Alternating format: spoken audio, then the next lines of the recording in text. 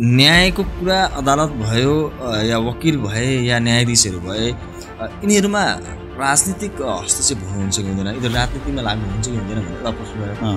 अनि जसरी राजनीतिक दलमा या कुनै पार्टीमा विभिन्न पार्टीहरू छ, पार्टीहरूमा चाहिँ एउटा वकिलले या एउटा न्यायाधीशले या तपाईँहरूको जुन सङ्गठन छ त्यो पनि त्यसमा अहिले त हावी भइरहेको देखिरहेको छ। यसले न्याय सम्पादनमा कतिको प्रभाव पार्छ? अब पार्नु हुँदैन। तपाईँले भन्नु नि राजनीतिमा त बिल्कुल चाहिँ न्याय राजनीति चाहिँ न्यायमा प्रभावित हुनै हुँदैन होइन। न्याय राजनीतिबाट प्रभावित हुनु हुँदैन, इन्फ्लुएन्स हुनु हुँदैन। मान्छे कुनै पनि मान्छे न्युट्रल रहँदैन, केही न केहीमा आस्था हुन्छ होइन। राजनीतिक दलमा आस्था हुन्छ, एउटा सिस्टमप्रति कुनै सिस्टमप्रति आस्था हुन्छ या अनास्था पनि हुन्छ। तर त्यो कुनै पनि व्यक्ति वा समूह या संस्थाको आस्था वा विश्वासको आधारमा न्याय चाहिँ प्रभावित हुनु हुँदैन।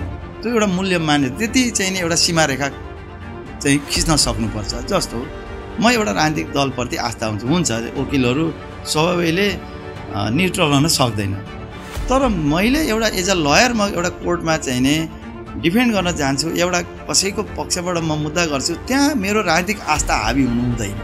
म शुद्ध एउटा लयरले एउटा प्रोफेसनलिजमको रूपमा त्यहाँ जानुपर्छ। एज अ जजले पनि, जजको पनि हुनसक्छ इन्डिभिजुअल आस्था हुन्छ, त्यो सहयोग हो।